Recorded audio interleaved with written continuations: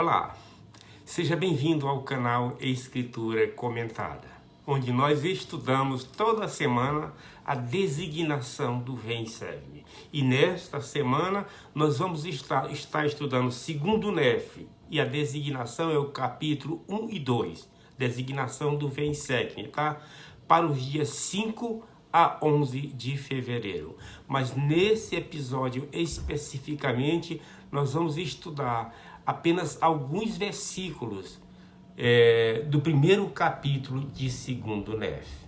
E aproveitando, eu te peço que se você ainda não está inscrito no canal, vai lá, te inscreve, aperta no sininho para te ser avisado sempre que a gente tiver um vídeo novo, tá? E assim você não perde nenhum e dá o apoio à divulgação do Evangelho de Jesus Cristo. E também aproveitando, eu não sei, algumas pessoas sabem, algumas mais próximas, né? Não sei se você tomou conhecimento, eu já estou há 2 meses no Canadá, tá? Eu, minha esposa, uma neta minha, eu tenho 2 netos que moram aqui e veio mais uma comigo, minha neta primogênita, podemos assim dizer. Nós estamos no Canadá e tem sido uma experiência gratificante, maravilhosa, tá?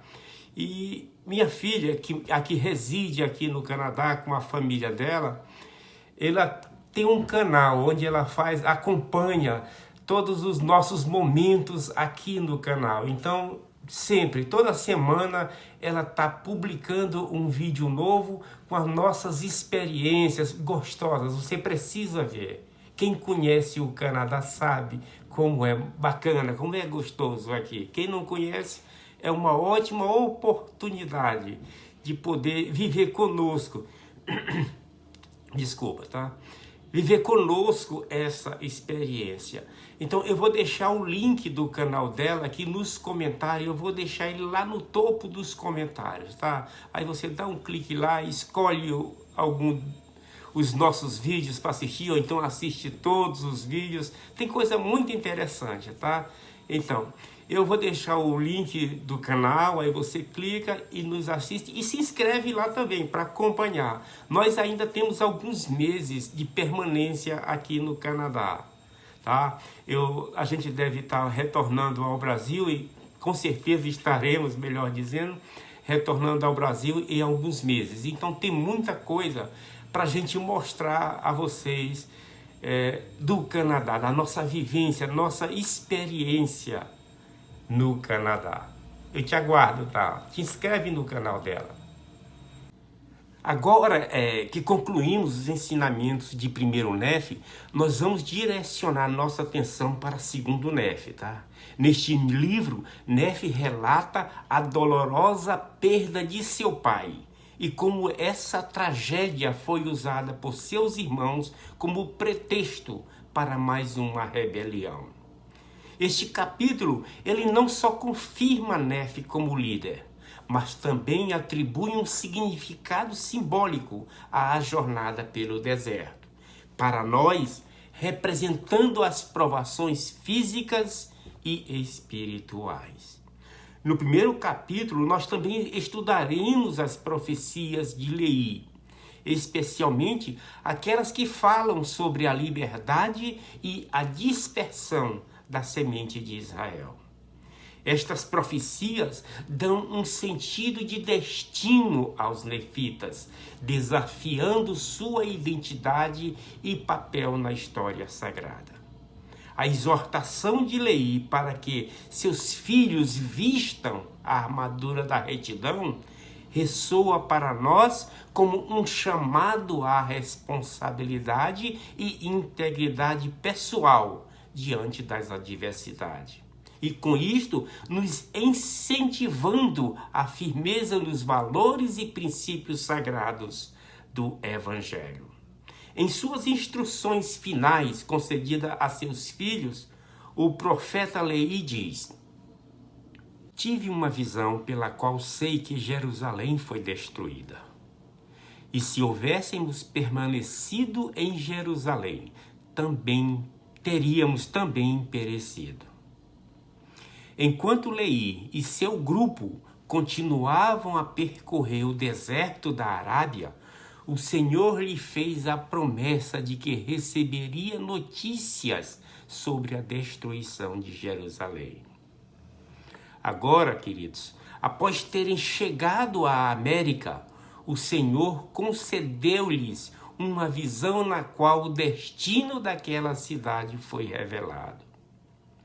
E foi somente pela revelação divina que Leí pôde saber da destruição de Jerusalém. Foi somente por revelação que Leí pôde saber que se sua família tivesse permanecido em Jerusalém, eles teriam sido destruídos.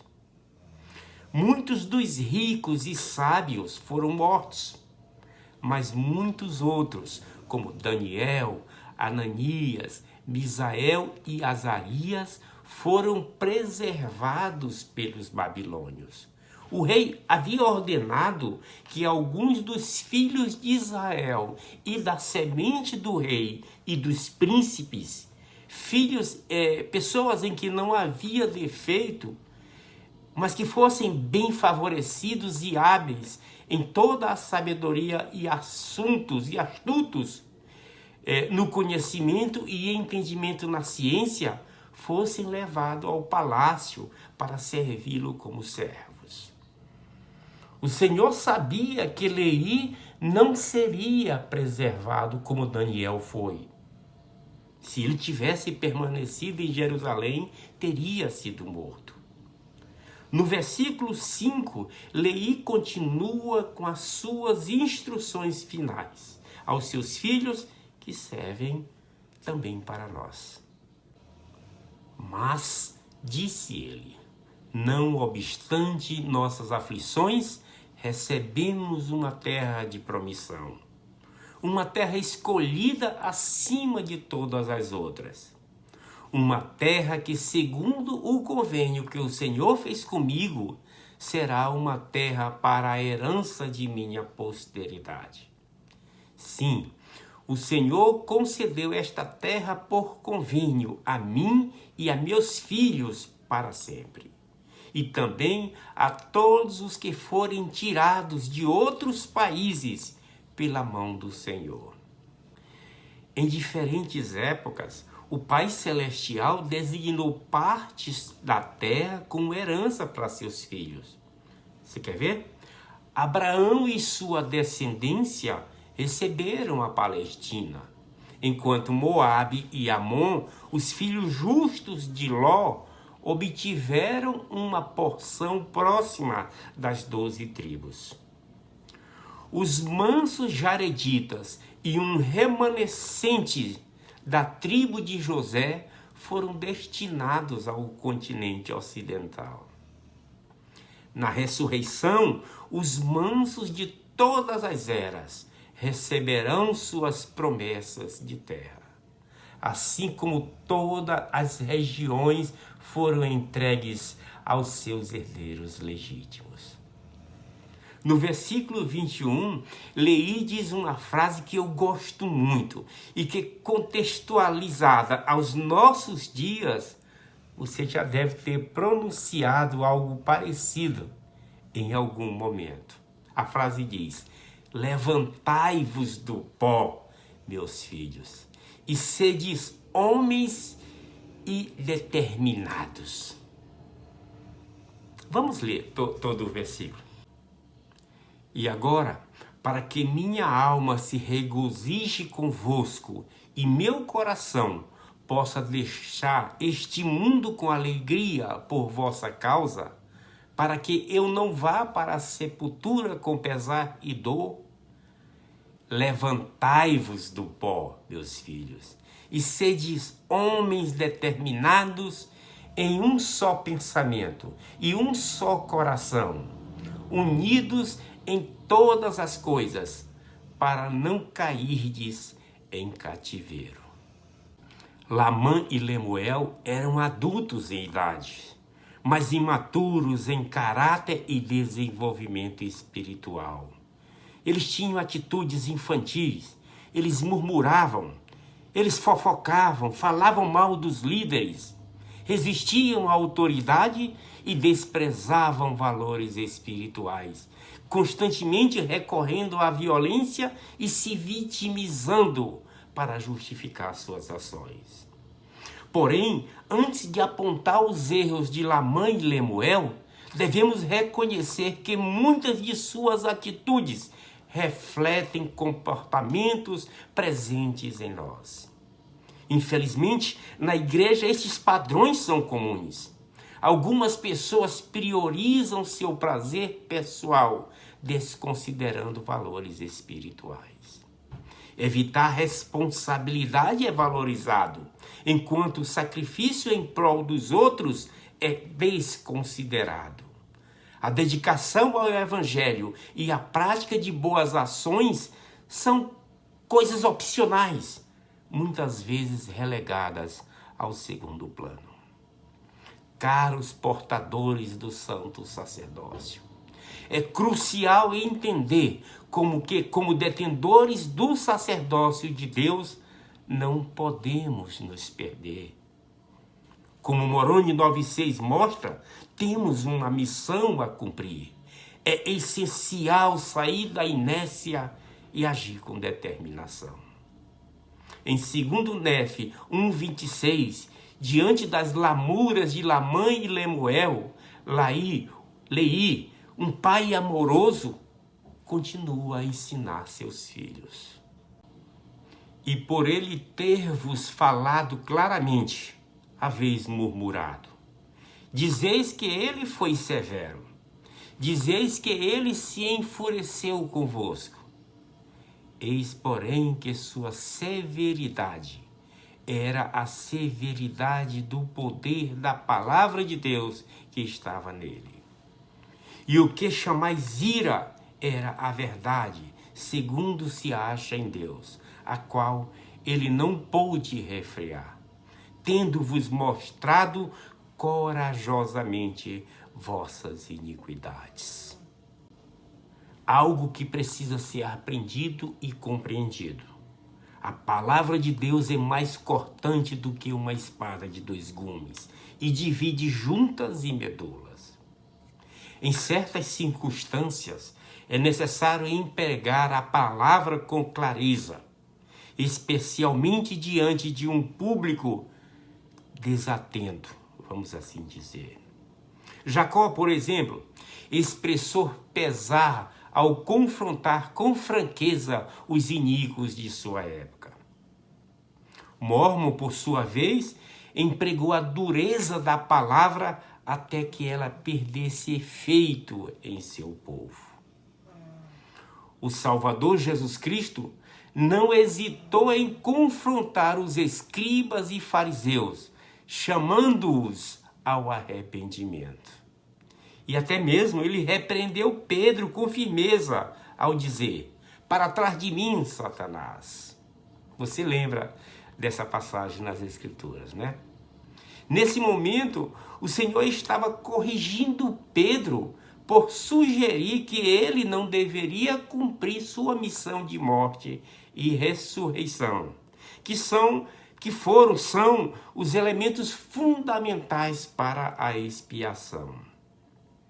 A visão espiritual limitada de Pedro foi repreendida pelo Senhor da forma apropriada. Tinha que ser assim.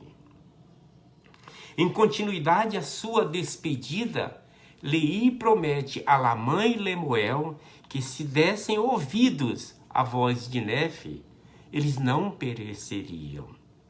Mas que, caso ocorresse o contrário, caso eles não os escutassem, o contrário iria acontecer. Mas se não escutardes, retirarei minha primeira bênção. Sim, a minha bênção, e ela recairá sobre ele.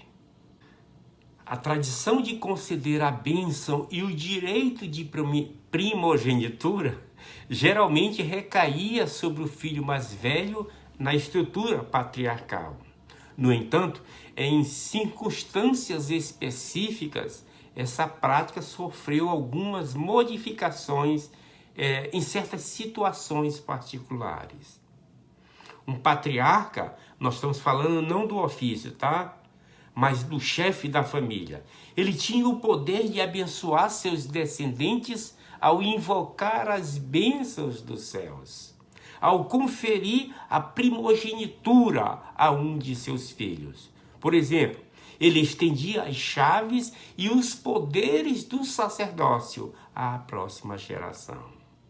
Na ordem patriarcal, de acordo com a lei da primogenitura, esses direitos do sacerdócio deveriam ser concedidos ao filho mais velho.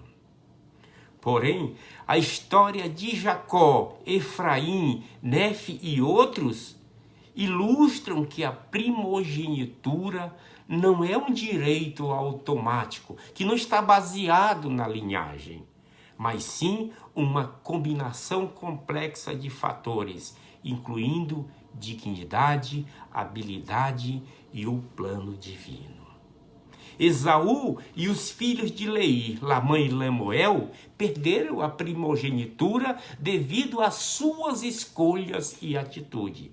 Isso nos lembra que o verdadeiro privilégio não reside apenas na ordem de nascimento, mas na integridade, no serviço e na vontade de seguir os propósitos divinos. E isso independente da posição na linhagem familiar. Em nome de Jesus Cristo, amém. Fica com Deus, caro irmão.